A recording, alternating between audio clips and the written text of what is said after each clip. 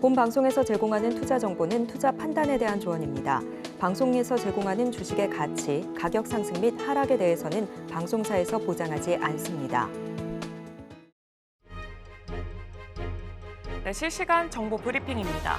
뉴욕 연은 단기 기대 인플레 소폭 하락, 증시 낙관론 3년 내 최고. 미국 가계의 단기 기대 인플레이션이 소폭 하락한 가운데 증시에 대한 낙관론은 더 높아졌다는 조사 결과가 나왔습니다. 뉴욕 연방준비은행은 10일 지난 5월의 소비자 설문에서 향후 1년 기대 인플레이션이 전달 3.3%에서 3.2%로 하락한 것으로 집계됐다고 발표했습니다. 1년 기대 인플레이션이 하락한 것은 올해 들어 처음입니다. 경제지들 불러모은 라가르드, 금리 직선으로 내려가지 않아. 크리스틴 라가르드 유럽중앙은행 총재는 정책 금리를 연속해서 내리지는 않을 것이며 추가 인하까지 휴지 기간이 있을 수 있다는 뜻을 밝혔습니다. 라가르드 총재는 10일 보도된 유럽 경제신문들과의 인터뷰에서 지난주 금리 인하와 관련해 우리는 적절한 경제를 내렸지만 그것이 금리가 직선으로 내려가는 경로에 있음을 의미하진 않는다고 말했습니다. 미 5월 고용 추세 지수 111.44로 직전월보다 반등.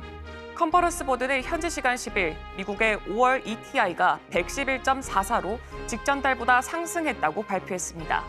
지난 4월의 수치는 110.48로 하향 수정됐습니다. ETI는 고용 시장을 보는 선행 지수입니다. 지수가 상승하면 고용이 증가할 가능성이 크고 지수가 하락하면 고용이 줄어들 가능성이 크다는 의미입니다. 미 달러화 강세, 6월 FOMC 점도표 하향 수정 가능성. 미국의 강한 고용 지표를 확인한 시장 참가자들은 이번 주에 있을 6월의 FOMC 회의 경제 전망에서 금리 인하 예측이 줄어들 것으로 예상하고 있습니다. 시장 참가자들은 강한 비농업 고용 지표를 확인하면서 연준의 금리 인하 전망이 약해질 것으로 예상하고 있습니다. 이어지는 소식 외신 브리핑을 통해서 전달해 드리도록 하겠습니다.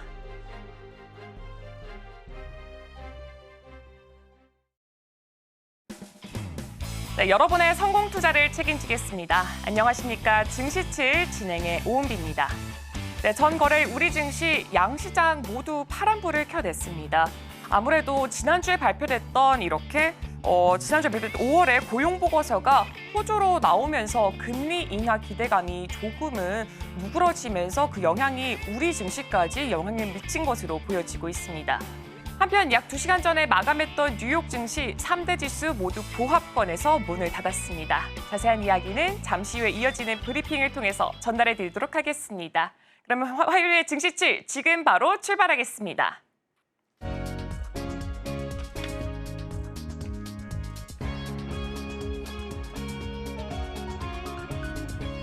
네, 그럼 바로 뉴욕 주식 3대 지수 바로 살펴보도록 하겠습니다. 네, 월요일에 뉴욕 증시 3대 지수는 모두 소폭 상승하면서 마무리를 지었습니다. 그럼 지수부터 자세하게 살펴보도록 하겠습니다. 네, 일단은 다우산업지수 같은 경우에는 0.18%, 나스닥 종합지수는 0.35%, S&P 500지수는 0.26%, 이렇게 3대 지수 모두 소폭 상승하면서 마무리를 짓게 됐습니다. 특히나 10대 1 액면 분할한 엔비디아의 주가 같은 경우에 0.62% 상승 마감을 했고요. 인공지능 시스템 애플 인텔리전스가 처음으로 공개한 이 애플의 주가는 1.9% 하락했습니다.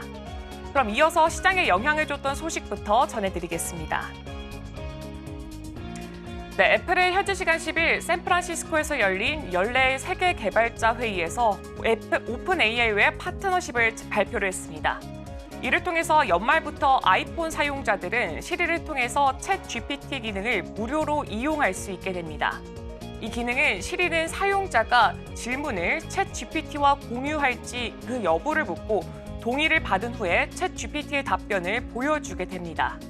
이와 함께 챗 GPT는 시스템 전반의 글쓰기 도구에도 통합이 됩니다. 애플은 자체 AI 시스템인 애플 인텔리전스도 공개를 했습니다. 이 애플 인텔리전스는 개인에게 중요한 알림을 인식하고 이를 사용자에게 제공합니다. 또한 텍스트 작성 기능이 크게 개선돼 애플의 자체 애플리케이션뿐만 아니라 제3자 앱에서도 교정 및 스타일 개선 기능이 강화됐습니다. 특히 이메일의 중요도를 판단을 해서 우선적으로 알리고 또 내용을 자동으로 요약해주는 기능도 추가됐습니다. 또한 이번 행사에서 애플은 새로운 맥 OS인 세쿼이아도 공개를 했습니다. 이 세쿼이아 버전에서는 사용자가 아이폰을 이 맥 컴퓨터에 미러링할 수 있게 돼서 더 큰 화면에서 아이폰의 기능을 사용할 수 있습니다. 팀 쿡 애플 CEO는 애플의 다음 행보는 생성형 AI와 대규모의 언어 모델에 의해서 이끌릴 것이라고 밝혔습니다. 이번 파트너십으로 아이폰 사용자들은 시리를 통해서 챗 GPT 기능을 자유롭게 활용할 수 있게 되고 또 인텔리전스를 통해서 중요한 알림을 인식하며 텍스트 작성 기능을 개선하게 됩니다. 또한 이메일의 중요도를 파악해서 사용자에게 제공하는 등 이 다양한 기능을 통해 사용자 경험을 향상시킬 예정입니다. 다음 소식 전해드리겠습니다. 네, 미국 가계의 단기 기대 인플레이션이 소폭 하락한 가운데 증시에 대한 낙관론이 더 높아졌다는 조사 결과가 발표됐습니다. 현지 시간 10일 뉴욕 연방준비은행은 지난 5월에 소비자 설문조사에서 향후 1년 기대 인플레이션이 전달의 3.3%에서 3.2%로 하락했다고 발표했습니다. 이는 올해 들어 1년 기대 인플레이션이 처음으로 하락한 것입니다. 한편 3년 기대 인플레이션은 2.8%로 변동이 없었고 5년 기대 인플레이션은 전달보다 0.2%포인트 상승한 3%를 기록했습니다. 5년 기대 인플레이션은 지난 3월 2.6%까지 하락한 이후에 2달 연속 상승했습니다. 12개월 이후에 미국 주가가 더 상승할 것이라고 응답했던 비율은 40.5%로 전달보다 1.8%포인트 증가를 해서 2021년 5월 이후에 최고치를 기록을 했습니다. 주가 상승을 예상하는 응답은 작년 10월 저점 34.2%를 기록한 이후에 꾸준히 증가해 왔습니다. 또한 1년 후에 가계의 재무 상황이 지금과 같거나 더 나아질 것이다 라고 응답한 비율은 78.1%로 전달보다 1.7%포인트 상승을 해서 2021년 6월 이후 최고치를 경신했습니다. 다음 소식 전달해드리겠습니다. 현지 시간 9일 마크롱 프랑스 대통령이 유럽의회 선거에서 극우 정당의 참패가 예상됨에 따라 의회를 해산하고 오는 30일 조기 총선을 치르겠다고 전격 발표했습니다.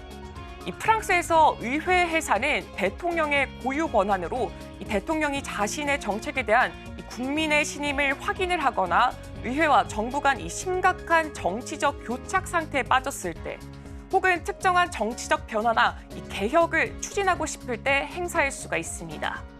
이 마크롱 대통령은 유럽 의회 선거 출구조사 결과가 발표됐던 직후에 이 대국민 연설에서 나는 투표를 통해서 여러분에게 우리 의회의 미래에 대한 선택권을 돌려드리기로 결정했다며 오늘 저녁 국회를 해산한다고 선언을 했습니다.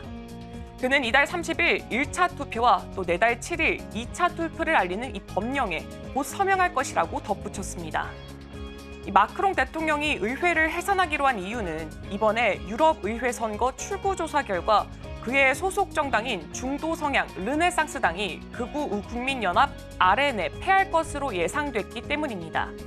이 유럽 의회가 발표한 1차 국가별 선거 예측 결과에 따르면 이 극우 정치인 마린 르펜이 이끄는 RN은 약 32%의 득표율을 기록할 것으로 보입니다.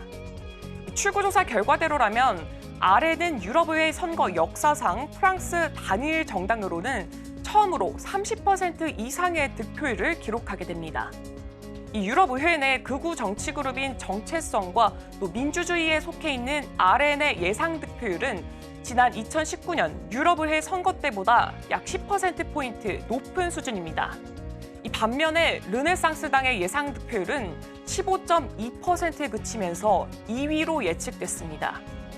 이 르네상스당은 유럽의회 중도 성향 자유당 그룹의 일원입니다. 다음 소식 전해드리겠습니다. 일본 내각부는 10일 1월에서 3월에 GDP 수정치를 발표를 하면서 이전 분기보다 0.5% 감소했다고 밝혔습니다. 이 니케이에 따르면 물가 변동을 제외했던 실질 국내 총생산은 이전 분기에 대비해서 0.5% 감소한 것으로 나타났습니다. 연율 환산으로는 마이너스 1.8%로 이는 지난달에 발표됐던 속보치인 마이너스 2%보다 다소 상향 조정된 수치입니다. 일본 시장조사 전문 퀵이 사전에 집계했던 이 민간 예상 중앙치는 이전 분기에 비해서 0.5% 감소를 했고요. 연율로는 2% 감소할 것으로 전망을 했습니다. 이 니케이는 최근 경제 지표를 반영한 결과 이 설비 투자가 상향 조정됐다고 설명을 했습니다. 이 내수의 주요 요소인 설비 투자는 전 분기보다 0.8% 감소해서 0.4% 감소로 수정이 됐고요. 개인 소비는 지난달 속보치에서 발표한 이전 분기 대비 0.7% 변동이 없었습니다. 또한 도요타 자동차 자회사인 다이아스 공업 등의 품질 불량 문제로 인한 이 자동차 생산 그리고 출하 정지는 소비와 설비 투자에 큰 영향을 미치지는 않았다고 전달을 했습니다. 한편 일본 재무성이 발표한 국제수지 통계에 따르면 4월의 경상수지는 2조 505억엔, 한화로는 약 18조 원 흑자를 기록을 했습니다. 일본의 경상수지 흑자는 15개월 연속으로 이어지고 있습니다. 니케이는 흑자액이 지난해 같은 달보다 8.2% 증가했다고 덧붙였습니다. 다음 소식 전해드리겠습니다. 오픈 AI는 2년 동안 공석이었던 최고 재무 책임자로 사라 프리어를 영입했다고 현지 시간 10일에 발표를 했습니다. 이 사라 프리어는 소셜 네트워킹 서비스 넥스트도어의 전 최고 경영자 출신입니다. 또한 오픈 AI는 트위터, 페이스북, 인스타그램에서 이 경력을 쌓은 케빈 웨이를 최고 제품 책임자로 임명을 했습니다. 프리어는 골드만삭스와 맥킨지에서 근무를 한 뒤에 이 핀테크 기업 스퀘어에서 CFO로 활약한 바가 있습니다. 이 오픈 AI CEO인 샘 울트먼은 성명을 통해서 프리어와 웨일의 이 오픈 AI가 확장하고 또 다음 단계의 성장을 위한 전력을 마련하는 데 중요한 역할을 할 것이다 라고 밝혔습니다. 그는 또한 오픈 AI 팀이 지속적으로 성공하기 위해서 필요한 자원을 확보할 수 있도록 이 두 사람이 깊이 있는 경험을 제공할 것이다 라고 강조를 했습니다. 또한 동사는 새로운 리더십을 통해서 향후 성장을 위한 기반을 강화하고 있습니다. 프리어와 웨일의 합류는 오픈 AI의 전략적 확장과 또 성공적인 자원 확보를 위한 중요한 단계로 평가가 되고 있습니다. 다음으로 테슬라 소식 전달해드리겠습니다. 일론 머스크 테슬라 CEO가 올해 신형 모델 Y를 출시하지 않을 것이라고 밝혔습니다. 현지 시간 8일 머스크 CEO는 자신의 SNS인 X를 통해서 올해는 모델 Y 개선형 모델이 나오지 않는다고 말을 하면서 테슬라는 지속적으로 자동차를 개선하고 있기 때문에 이 6개월 뒤에 생산된 최신 차량은 더 발전해 있을 것이다 라고 덧붙였습니다. 최근에 테슬라 팬들 사이에서 신형 모델 Y가 다음 달에 나온다라는 소문이 돌자 머스크가 이를 해명한 것입니다. 로이터는 테슬라가 이러한 결정을 내린 배경에 대해서 현재 시장의 높은 이자율로 인해서 자동차 같은 이 고가 품목에 대한 소비 욕구가 위축됐기 때문이라고 분석을 했습니다. 또한 세계 최대 자동차 시장인 이 중국의 경쟁 업체들이 저렴한 모델을 출시하면서 테슬라가 이 기존 모델을 개선하는 속도가 더디어진 것으로 한 요인으로 꼽고 있습니다. 다음 소식 전달해드리겠습니다. 미국계 행동주의 헤지펀드 엘리엇이 대형 저가항공사 사우스웨스트 항공의 대규모 지분을 인수를 했습니다. 한 관계자는 엘리엇이 시가총액 166억 달러에 달하는 사우스웨스트 항공의 주요 투자자 중 한 곳이 됐다라고 밝혔습니다. 그러나 엘리엇의 향후 계획에 대한 구체적인 내용은 아직 확인되지는 않았습니다. 이 사우스웨스트 항공의 주가는 지난 3년간 50% 이상 급락을 했습니다. 엘리엇은 회사 지분을 매집한 후에 경영진 개편과 조직 변화를 요구해서 주가 상승을 유도하는 전략을 취하는 것으로 잘 알려져 있습니다. 최근에 엘리엇이 지분을 확보한 크라운캐슬, NRG 에너지, 구디어 타이어, 앤드러버 등 이런 기업들은 모두 궁극적으로 최고 경영자를 교체를 했습니다. 엘리엇의 이번 사우스웨스트 항공의 지분 인수가 이와 같은 경영진 변화와 주가 상승을 목표로 하는 전략의 일환일 가능성이 높다고 전문가들은 보고 있습니다. 다음 소식 전해드리겠습니다. 네, 월요일에 반도체 회사인 AMD는 이 투자 회사 모건 스탠리가 이 AI 사업에 대한 투자자들의 기대가 너무 높다라고 판단을 해서 AMD의 평가를 하향 조정하면서 주목을 받았습니다. 이 모건 스탠리는 AI에 대한 상향 조정 가능성이 제한적이라고 보고 대형 AI 반도체 주식 중에서 엔비디아와 브로드컴을 선호한다고 밝혔습니다. AMD의 평가를 비중 확대해서 동일 비중으로 조정을 하고 목표 주가를 176달러로 유지를 했습니다. 이 모건 스탠리의 분석가들은 AMD가 올해 강력한 제품 라인업 덕분에 클라이언트 및 서버 CPU 시장에서 점유율을 가져갈 가능성이 높긴 하지만 이 AI 사업에서 대한 기대치는 많은 상승 여지를 남기지 않는다라고 덧붙였습니다. 또한 AMD가 핵심 시장에서 점점 더 잘 자리 잡고 있다라고 보고는 있지만 이 지속적으로 높은 AI 기대치로 인해서 프리미엄 멀티플을 정당화하는 데 더 신중하게 접근하게 된다라고 덧붙였습니다. 모건 스탠리는 AMD가 올해 AI 관련 수익 목표인 40억 달러를 달성할 수 있을 것이라고 확신은 하지만 시장의 기대치는 이보다 현저히 높다는 의견을 제시를 했습니다. 이 분석가들은 AMD는 항상 공급망을 크게 할인하는 접근 방식을 취해왔으며 이는 오늘날에도 여전히 최선의 접근 방식이라고 생각한다고 설명했습니다. 하지만 문제는 투자자들의 기대가 여전히 60억 달러 이상에 이르는 공급망 기반 예측에 고정되어 있다는 점입니다. 이는 새로운 솔루션 위주의 생태계를 구축하는 데 시간이 걸리고 또 공격적인 구축을 해야 할 필요한 부분입니다.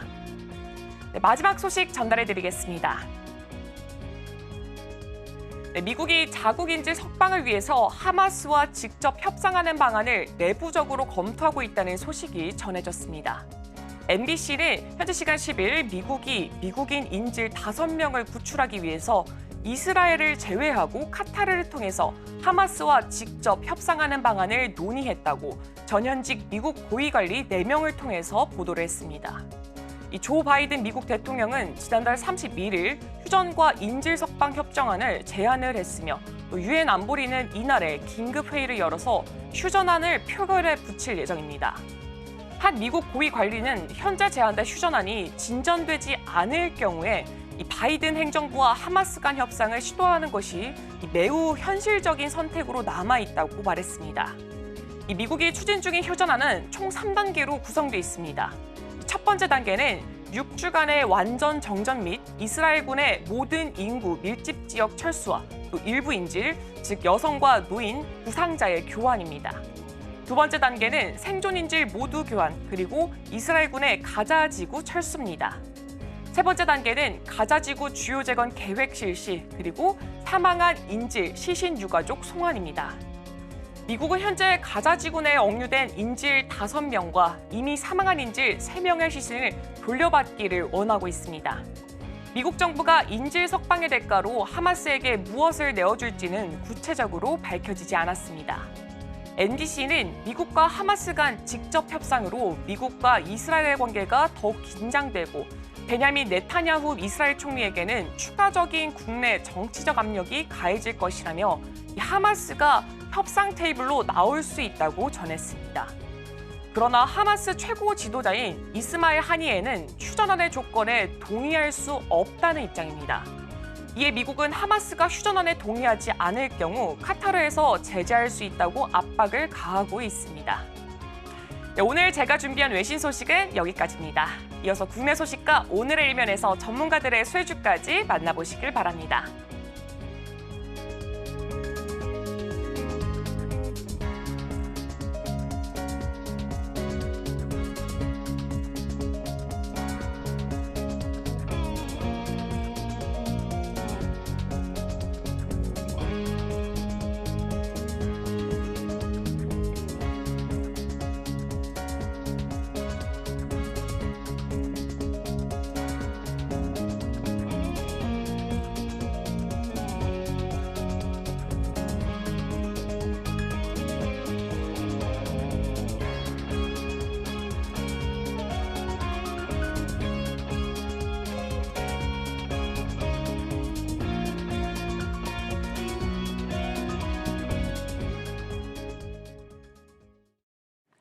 네, 서울경제TV 증시 7 조간 브리핑 시간입니다. 서울경제신문에서 발행한 이슈 전해드리는데요. 첫 번째 소식부터 하나하나 짚어보겠습니다. 화면 살펴보시죠.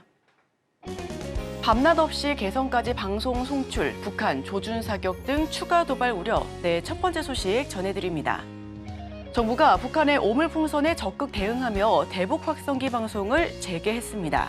실제 북한의 오물풍선 살포사실이 공개된 것은 8일 밤 11시쯤인데 불과 13시간 만에 국가안전보장회의는 대북 확성기 재개를 발표하고 방송을 강행하기도 했습니다. 북한 정권이 대북 확성기를 극도로 꺼려하는 만큼 우선 확성기만 설치하고 방송 재개 카드는 남겨둘 수 있었다라는 관측도 나왔었지만 정부는 단숨에 확성기 설치와 재개를 발표하고 9일 곧장 방송을 시작했습니다. 대통령실은 평화는 돈이 아닌 힘으로 쟁취하는 게 인류 역사에 반복되는 교훈이었다라고 강조하고 있는데요. 대북 확성기 방송을 재개한 것은 2018년 4월 남북 판문점 선언 이후 약 6년 2개월 만으로 보여집니다. 대북 확성기는 밤낮을 가리지 않고 개성까지 들릴 정도로 파괴력이 큰데 우선 MZ세대 북한군이 확성기에 계속해서 노출될 경우 북한 정권 입장에서는 상당한 부담으로 들어올 수가 있겠고요. 확성기를 통해 남한의 발전상 그리고 북한의 실상, 남북 동질성 회복, 북한 체제 비판 내용이 방송될 것으로 보여집니다. 일기예보 등 최신 가요 그리고 콘텐츠 역시 함께 방송될 것으로 보여지는데 이 때문에 군사적인 긴장감이 고조되고 있다는 소식 전달드립니다. 대북 확성기 6년 만에 재개합니다. 대통령실은 평화는 힘으로 쟁취할 것으로 보여집니다. 한국의 발전상을 알리고 북한 체제를 비판할 것으로 예상을 하고 있는데요. 김정은 정권의 상당한 부담으로 들어올 것으로 보여집니다. 여당은 북한 행위가 치졸하고 저급하다라고 비난에 나섰고 야당은 대북 전단 제지가 우선이다라고 강조하고 있습니다. 다음 소식입니다. 미국 액트지오 세금 체납에 18억 자문료 논란 확산. 네, 두 번째 소식 전해드립니다. 최근 가장 크게 번졌던 이슈가 바로 대왕고래였는데요. 한국석유공사가 미국 현지에서 세금 체납을 한 액트지오사와 별도 자문단에 130만 달러, 약 18억 원을 지급한 것으로 알려지면서 정치 공방이 확산되고 있습니다. 전문가들은 국가 자원 개발이 지나치게 정치화하고 있다는 우려를 내놓고 있고요. 정치권 안팎에서는 액트지오가 석유공사와 계약할 때 법인 자격이 박탈된 상태였다라고 주장하고 있습니다. 2019년 1월부터 지난해 3월까지 텍사스주의 법인 영업세를 체납했다라는 건데 다만 액트지오의 미납 세금은 체납에 따르는 가산세를 감안하더라도 200만 원 수준에 안 되는 그런 좀 적은 금액으로 보여지고 있습니다. 석유공사는 액트지오가 지난 2년간 법인 영업세 체납으로 법인의 행위 능력 일부를 제한받은 것은 사실이나 단 텍사스주법에 따라 법인은 유지되고 있었고 계약 체결 또한 가능한 상태였다라고 선긋고 있습니다. 텍사스주 판례에 따르면 세금 미납으로 인한 법인 능력 제한은 법인의 계약 능력에는 영향이 없다라고 보여지고 있고요. 업계에서는 대통령실의 섣부른 발표에 에너지 분야가 완전히 정치의 늪에 빠져버렸다라고 우려의 목소리를 키우고 있습니다. 스텝코인은 동해각스전 우선 200만 원 미납의 법인 자격 박탈하고 있고요. 섣부른 발표에 정치와 부채질도 커져가고 있다라고 설명하고 있습니다. 다음 소식입니다. 삼전 하이닉스 미사용 세액공제 7조, 미국처럼 한국도 직접 환급을 해야 한다. 네, 세 번째 소식 전해드립니다.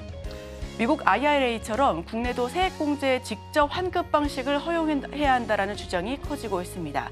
미국, 중국 등이 각종 첨단 산업 분야에서 공격적인 육성책을 내놓은 상황 속에 현금으로 세액공제액을 돌려받을 수 있으면 보조금에 준하는 효과를 발휘할 수 있다는 게 주장의 일부인데요. 지난해 삼성전자와 SK하이닉스의 미사용 세액공제분은 각각 6조 3,393억 그리고 6,259억으로 집계되고 있습니다. 지난해 메모리 반도체 시장 불황을 맞으면서 두 회사의 실적이 급격하게 나빠졌기 때문으로 풀이되고 있고요. LG에너지솔루션의 세액공제 2월액도 4,122억 원이나 되고 있습니다. 이들 기업의 세액공제가 쌓인 이유는 지난해 적자를 기록한 영향이 가장 큰 것으로 보여집니다. 현행 세액법에서는 세액공제를 하려면 영업이익이 발생해야 하기 때문에 적자를 감수하고 투자를 늘리는 기업들은 세제 혜택을 받을 수 없다라는 문제가 계속해서 지적되고 있었는데요. 때문에 미국의 IRA처럼 현금으로 세액공제를 지급하는 쪽으로 제도를 개편해야 된다는 의견이 커지고 있습니다. 국가 경쟁력이 높은 산업에 대해서는 조세 특례를 통해 적극 지원해야 한다는 이야기도 커져가고 있고요. 단 조세 특례가 과도하면 법인세 명목세율과 실효세율 간 격차가 커져 조세 제도가 복잡해진다라는 단점 역시도 존재합니다. 하지만 최근 산업 간 경쟁이 치열한 만큼 조세 특례의 중요성 역시 높아지고 있어 이 명목세율과 실효세율의 차이를 줄이려는 가장 큰 이유가 바로 차등세율에 따른 비효율을 줄이는 방식으로 있는데요. 산업 지원 측면에서 조세 지원의 효율성이 있다면 폭넓게 이해한다라는 주장 역시도 많이 무게가 실려지고 있는 상황입니다. 투자 확대에도 불구하고 적자로 공제를 못 받았고요. 조세 특례 통한 전략산업 육성이 절실하다라는 정치권 안팎의 확인 역시도 보여지고 있습니다. 다음 소식입니다. 장기 침체의 가격 폭락, 직격탄, 개인 투자자 불안전 판매 소송. 네, 다음 소식 전해드립니다. 코로나19 팬데믹 이후 발생한 북미 지역의 상업용 부동산 가격의 급락은 중순위 그리고 후순위 채권에 투자한 국내 금융기관의 부메랑이 되어서 돌아오고 있습니다. 2010년대 후반 국내 기관들은 수익성이 높은 메자닌 대출에 나서며 하이리스크, 하이리턴을 고수했지만 결과적으로 전액 원금 손실 위기에 처해 있다는 소식인데요. 사모펀드 형태로 고수익을 노리던 개인 투자자들도 예외가 없다는 상황입니다. 개인 투자자들은 고위험성을 제대로 통제하지 않았다며 소송선을 불사할 계획을 밝혔고요. 최근 혈값에 매각된 마가리타빌 리조트, 타임스퀘어 연근 인근에 있는 32층 고급 호텔로 잘 알려져 있습니다. 미국 부동산 개발 업체인 소호 프로퍼티가 약 4억 달러를 들여 이 호텔을 지었었고요.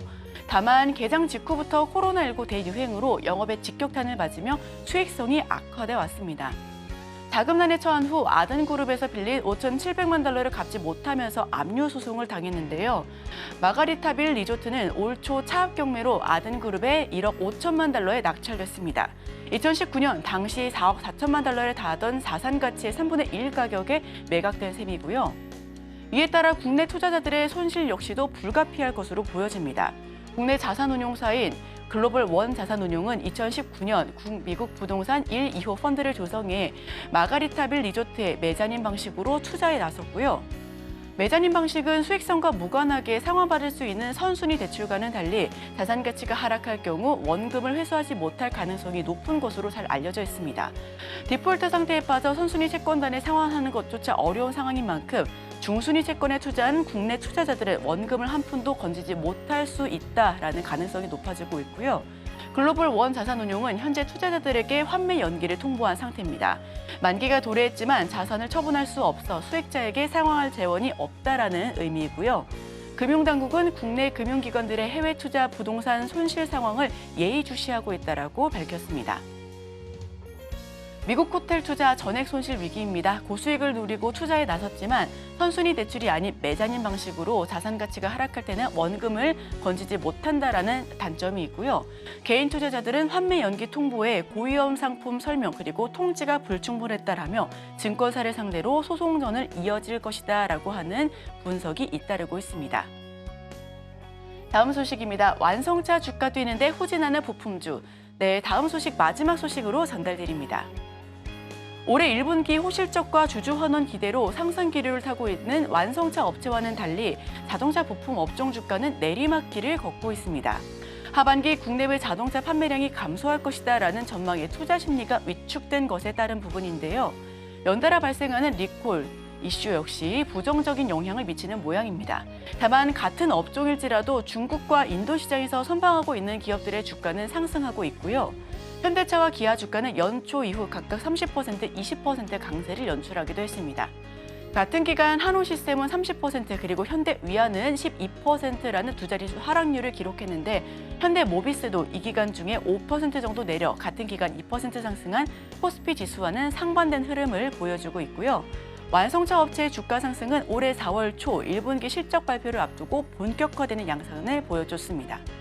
글로벌 자동차 수요가 둔화되는 비우호적인 업황에도 불구하고 고환율 해상 운임비 하락과 예상보다 견조했었던 북미 시장 수요의 역대급 실적을 기록한 건데요. 여기에 주당 배당금 확대와 자사주 매입 등 주주 환원책 발표가 주가 추가 상승을 견인했다라는 판단 역시도 보여지고 있습니다. 반면 부품 기업들은 각종 악재에 끝모르게 추락하고 있습니다.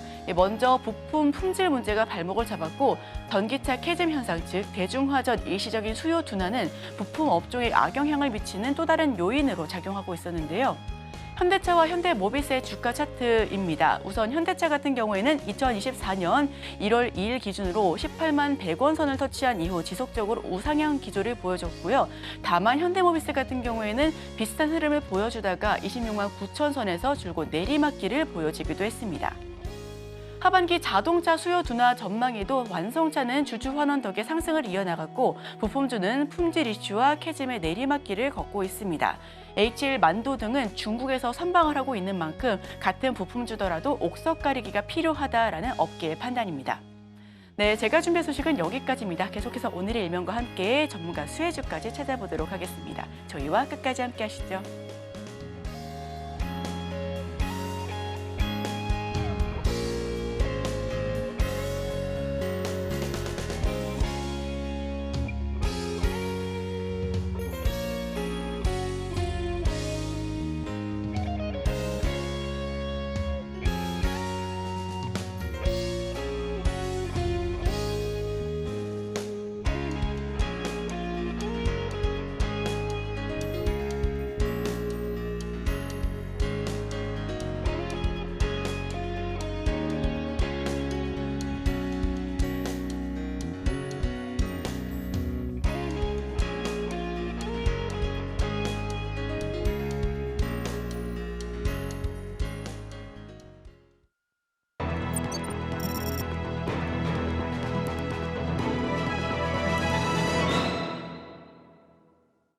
네, 오늘의 일면 헤드라인입니다. 애플 AI 전략 공개, 아이폰 16 탑재 공세 예고, 헤드라인 풀어주실 분이죠. 헤르메스 스타 김시은 팀장 함께합니다. 어서 오세요. 네, 안녕하세요. 네, 애플이 자체 인공지능 시스템인 애플 인텔리전스를 공개했습니다. 애플 인텔리전스는 온디바이스 AI와 클라우드 AI를 결합한 하이브리드형으로 유명한데 그런데 애플 주가는 밤사 2% 가까이 급락하기도 했습니다. 헤드라인 풀어주시죠. 일단 시장 투자자들의 관심이 굉장히 뜨거웠지만 그 기대를 미치지 못했다라고 보시면 좋을 것 같아요. 특히 애플이 AI 쪽에서 지각생이라는 좀 별명을 가지고 있었는데 지각생에서 좀 이제 거북이가 토끼가 될 수 있지 않을까라는 기대감이 그래도 여전히 거북이였다. 라고 보시면 좋을 것 같습니다. WWDC에서 공개된 내용은 굉장히 다양합니다. 그런데 이번 WWDC 같은 경우가 좀 평이 굉장히 갈려요.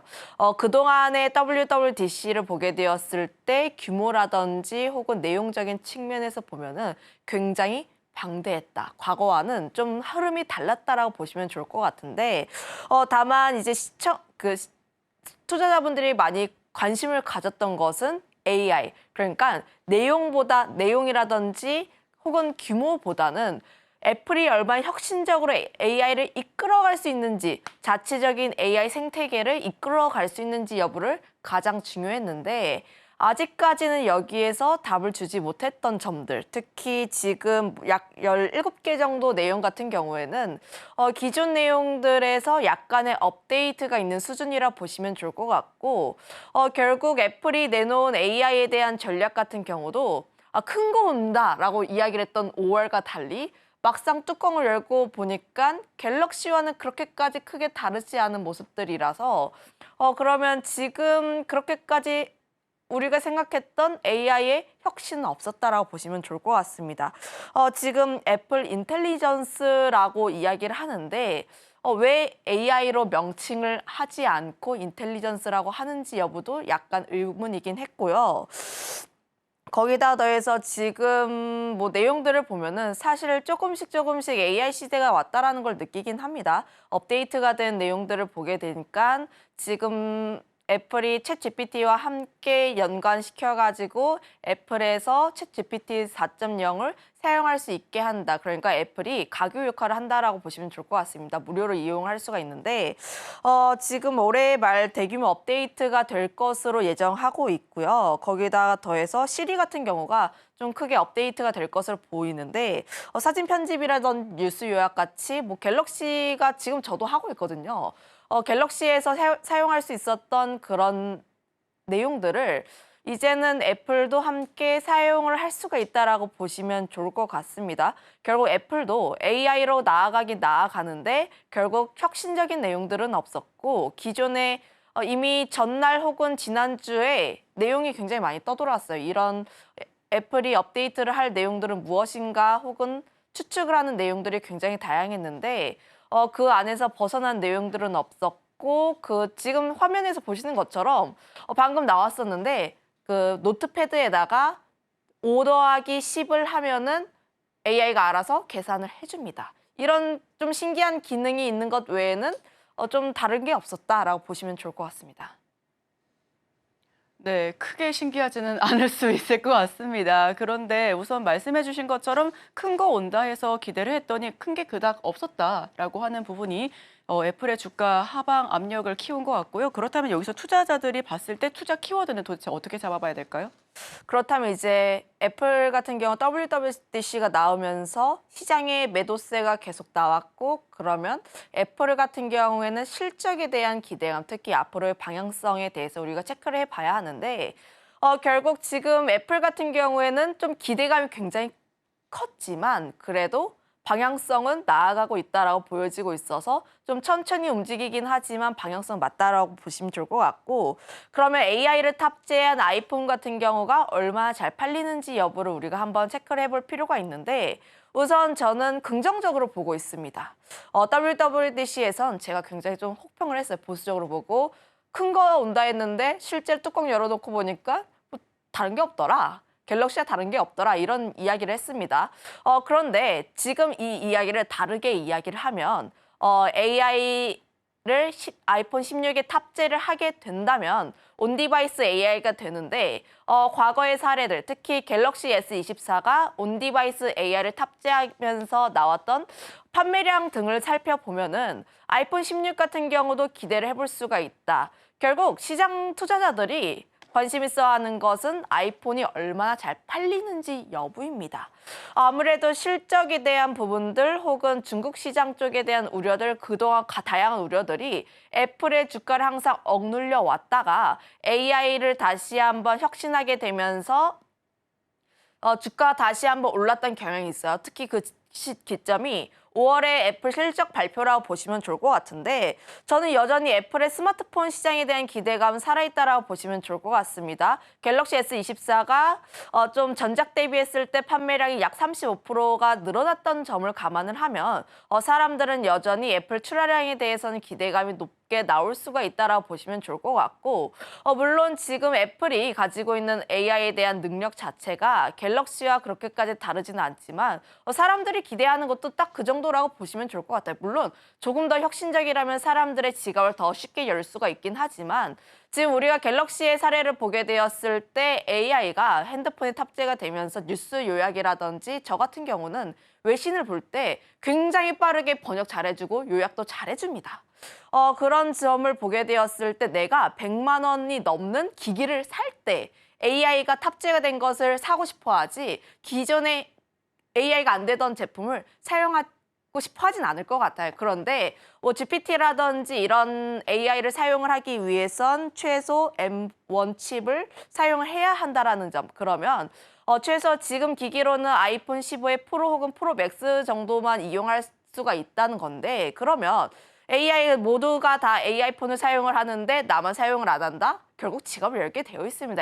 아이폰 같은 경우가 특히 대규모 팬층이 굉장히 두텁고 관련했을 때 다양한 생태계, 내가 핸드폰을 사용을 하고 있으면 맥이라든지 패드라든지 굉장히 다양한 생태계가 연관이 되어 있어서 결국 AI 쪽으로 나아가게 되었을 때 아이폰 16 시리즈 같은 경우는 조금 더 판매량이 더 늘어나지 않을까라고 보여지고 있고요. 거기다가 더해서 중국 쪽에 대한 우려도 좀 덜었다라고 보시면 좋을 것 같은데 최근 지금 애플이 공격적인 할인 행사 진행하면서 다시 한번 애플의 중국 쪽에서의 점유율이 올라오고 있습니다. 판매량 자체가 다시 한번 늘어나고 있는데 지금 중국 같은 경우에도 화웨이라든지 지금 AI 폰이 대세예요. 거기에서도 중국 폰이 유행이긴 한데 AI가 탑재가 된 폰이 중침입니다.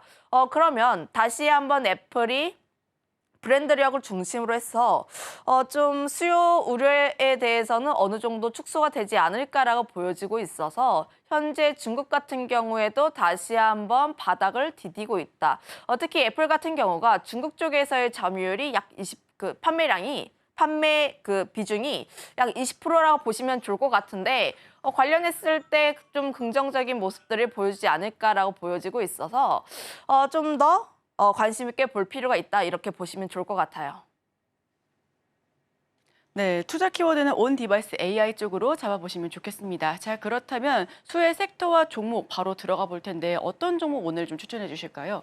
수혜 섹터라고 보기보다는 좀 관련 섹터라고 보시면 좋을 것 같은데 굉장히 다양한 섹터가 연관이 됩니다. 가장 먼저 애플 관련주라든지 혹은 소프트웨어 그리고 온디바이스 AI 거기다가 오늘 뉴스를 보다 보니까 이제 보안주까지도 관심을 볼 필요가 있지 않을까라는 의견 드려보도록 하겠고 우선 애플 관련 종목군들을 보게 되었을 때 아무래도 애플의 주가 향방에 따라서 애플 관련 종목군들의 함께 주가 향방도 갈리고 있는 만큼 현재 시점에서는 애플이 살짝 눌렸기 때문에 단기적으로는 변동성이 나올 가능성이 높다. 특히 LG이노텍이라든지 BH 같은 경우를 보게 되었을 때 그동안 5월 이후에 주가의 상승이 굉장히 잘 나왔고 현재의 주가 상태도 견고하게 나왔습니다. 그 뜻은 현재 바닥권 대비했을 때 주가가 좀 올라왔다라고 보시면 좋을 것 같은데 물론 아이폰의 16이 나오면서 실적 개선에 대한 기대감도 나오는 것도 사실이고 실적 대비했을 때 현재 주가가 저평가된 것도 맞긴 하지만 지금은 단기적으로 올랐기 때문에 LG이노텍 혹은 BH 같은 종목보다는 오히려 실적 개선에 대한 기대감이 굉장히 높은데 주가 같은 경우에는 아직까지 움직이지 않았던 애플 관련 종목군들을 보는 게 맞지 않을까. 그런 점에서 보게 되면 후발주자로 자화전자라는 종목이 있는데 지금 이 종목 같은 경우에 카메라 모듈 관련 종목이라고 보시면 좋을 것 같아요. 23년에 애플 쪽에 공급하게 되면서 실적이 굉장히 잘 나왔는데 올해 같은 경우에는 창사 이래 최고 실적을 달성할 것으로 예정하고 있습니다. 폴디드 줌이라고 해서 이제 카메라 성능이 워낙 좋아지다 보니까 카툭튀라고 해요. 카메라가 툭 튀어나오는 현상인데 이 부분을 최소화하는 쪽이라고 보시면 좋을 것 같고 결국 아이폰 16 프로와 프로 맥스 쪽에 부품을 좀 공급하게 되면서 실적 개선에 대한 기대감이 상당히 높게 올라오고 있는 만큼 현재 시점에서 자화전자라는 종목이 애플 관련주로 좀 관심 있게 볼 필요가 있다라고 보시면 좋을 것 같고 AI 소프트웨어 쪽으로도 한번 관심 있게 봐야 하는데 그 안에서 현재 관심 있게 보고 있는 게 보안주들. 물론 제가 어젯밤에 생각을 해놓은 종목군들 같은 경우에는 이제 AI 소프트웨어로 함께 관심 있는 특히 애플과 함께 연관 있는 플리토라든지 브리지텍 같은 종목도 좋긴 한데 오늘 애플에서 어떤 이야기를 했냐면 지금의 기술력보다는 보안성, 개인들의 보안성에 조금 더 관심 있게 두는 모습들을 보여주고 있어서 그렇다면 지금 AI 쪽에 대해서 시대가 계속 올라와 주고 있고 그러면 AI가 점점 내 일상 속에 침투를 하기 때문에 내 개인정보도 털릴 가능성이 굉장히 높습니다. 그러면 이를 방어를 해주기 위한 보안주들이 다시 한번 움직일 가능성이 크다라고 판단을 하고 있어서 보안주들 지금 현재 바닥권에 있을 때 관심 있게 볼 필요가 있지 않을까. 관련 종목으로는 라운시큐어 쪽이 있고 슈프리마라는 종목이 있는데 스마트폰이라든지 혹은 지문인식 쪽에 좀 기술력이 있는 종목군이라서 이런 종목군들 같은 경우도 우리가 함께 눈여겨볼 필요가 있지 않을까라는 의견 드려보도록 하겠고 거기다가 더해서 온디바이스 AI 쪽으로 나가게 되면 굉장히 다양한 종목군들이 있는데 물론 제주반도체라든지 이스페타시스 혹은 리노공업 같은 경우가 거론이 많이 되고 있는데 그중에서는 이제 영업이익률이 굉장히 견고하게 받쳐주고 있는 리노공업을 우리가 좀 더 관심 있게 볼 필요가 있지 않을까라는 의견 드려보도록 하겠습니다. 네, 지금까지 헤르메스스타 김시은 팀장과 함께했습니다. 오늘 말씀 고맙습니다.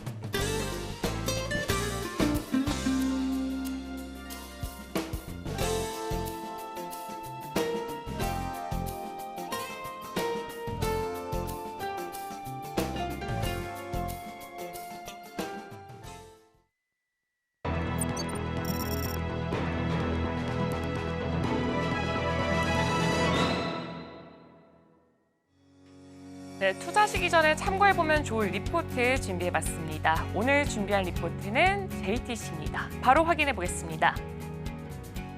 네, JTC는 일단 SK증권 리서치센터에서 발행한 리포트고요. 한마디로는 일본의 부상 그리고 국내 유일 직접 수혜 기업이라고 정리해볼 수가 있습니다. 일단 기업 정보부터 살펴보겠습니다. 일본 현지에서 사후 면세 점업을 영위하고 있는 기업입니다. 4월 기준으로는 오사카 도톤 플라자를 비롯해서 쿠스킨, 아카주얼리, 생활광장 등 대형 브랜드 점포 16개 이상에서 운영을 진행하고 있습니다. 네, 여기서 일단 사후 면세점 같은 경우에는 면세점에서 재세금이 포함된 가격으로 구매를 하고 출국을 할 때 세금을 돌려받는 것을 말하고 있고요. 사전 면세점은 출국 전에 이용할 수 있는 곳으로 관세와 부가세가 면제가 되는 것을 말할 수가 있습니다. 그렇기 때문에 이 JTC는 여기에 해당된다고 봐주시면 좋을 것 같습니다. 네, 그리고 일본을 찾는 단체 관광객 중심으로 면세 사업을 영위하고 있는데요. 일단 여기서 조금 주목을 해봐야 되는 게 코로나19 팬데믹은 조금 직접적으로 충격으로 작용을 했던 것이 사실이라고 보여줄 수가 있습니다. 20년을 기점으로 해서 지속적인 적자를 기록을 했고요. 관리 종목에 지정이 됐지만 지난해에는 흑자로 전환을 성공을 했습니다. 지난 5월 21일을 기점으로 해서 관리 종목도 지정 해제가 됐습니다. 첫 번째 포인트입니다. 코로나19 이전의 모습이 보이고 있습니다. 23년이 반등의 서막이라면 올해는 코로나19 이전의 모습을 완연하게 회복이 될 수 있다라고 보여지고 있습니다. 19년은 한 해 동안 일본을 찾은 외국인 관광객은 약 3,200만 명 수준인데 작년은 2,500만 명 수준으로 회복세를 보였습니다. 또한 올해 4월까지 일본을 찾은 누적 관광객은 총 1,200만 명입니다. 19년 수준을 넘어서서 사상 최대 방일 관광객 수를 기록할 가능성이 높다라고 평가가 되어 있고요. 또 항공과 크루즈 등의 여행 수단과 상품들이 계속해서 증가가 되고 있다라고 평가가 되고 있기 때문에 여기서 굉장히 수혜가 보여질 것이다라고 평가가 되고 있습니다. 또한 여기서 굉장히 조금 특징적인 게 지난해 8월에 중국인의 단체 관광 재개가 허가가 되면서 중국의 이 단체 관광으로 인한 이슈 한번 체크해 보시면 좋을 것 같습니다. 제가 여기 네이버를 통해서 찾아봤더니 우리나라 같은 경우에는 가장 많이 검색한 나라로 쳤을 때 후쿠오카, 일본, 오사카, 도쿄 상위 랭크가 1위부터 4위까지 모두 다 일본이 나왔습니다. 그런 만큼 정말 일본에 대한 수요가 많은 것을 확인해 볼 수가 있습니다. 또한 올해보다 내년이 더 설렌다가 두 번째 포인트입니다. 엔저 현상이 지속되면서 글로벌 관광객들에게는 일본이 또 새로운 관광과 또 쇼핑의 성지로 떠오르고 있습니다. 당분간은 또 엔저 현상이 지속될 가능성이 높기 때문에 일본을 찾는 외국인들의 발길이 올해는 끊기지 않을 것이다라고 전망이 되고 있습니다. 1월이 이 정도였는데 지금 같은 경우에는 굉장히 많이 하락한 것을 확인해 볼 수가 있습니다. 내년 같은 경우에는 오사카 간사이 엑스포가 개최될 예정입니다. 올림픽 당시에는 굉장히 탄탄한 주가 흐름을 보였던 경험이 있는데 올해는 JTC가 코로나19 이전에 준하는 굉장히 많은 점포를 확보할 예정입니다. 그렇기 때문에 팬데믹 이전 실적을 회복하거나 웃돌 것으로 예상하고 있습니다. 이때가 이제 올림픽 시즌인데 올림픽 시즌에는 굉장히 주가가 높았던 것으로 보여지고 있는데 이만큼의 주가를 볼 수 있을 것이다라고 예상을 하고 있습니다. 그렇기 때문에 아무래도 JTC는 오사카 간사이 엑스포에 이만큼의 주가를 볼 수 있을 것이다라고 아마 기대를 해볼 수 있을 것 같다라고 보여지고 있습니다. 투자하실 때 참고해 보시면 좋을 것 같습니다. 오늘의 핵심 뉴욕 세 줄입니다. 오늘 영국 원전 기업단이 방한하는 날입니다. 원전주 관련해서 살펴보면 좋겠습니다. 오늘의 일면 애플 AI 전략 공개, 아이폰 16 탑재 공세 예고 속에 온 디바이스 AI 관련주, 보안주, 수혜주로 꼽아왔고요. 마지막으로 투자 전 리포트 JTC 자세하게 살펴봤습니다.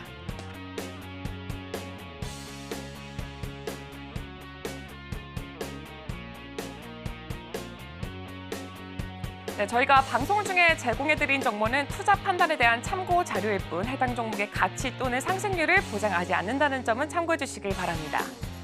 저희는 증시8 오늘의 승부주가 계속해서 이어집니다. 승부주에 대한 예측과 다양한 전문가들의 인사이트를 가져가실 수가 있으니까요. 끝까지 함께 하시길 바랍니다. 저희가 오늘 준비한 소식은 여기까지입니다. 저희는 내일 이 시간에 또 찾아뵙도록 하겠습니다. 함께해 주신 여러분 오늘도 고맙습니다.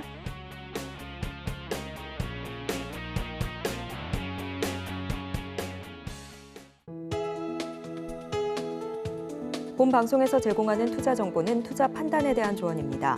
방송에서 제공하는 주식의 가치, 가격 상승 및 하락에 대해서는 방송사에서 보장하지 않습니다.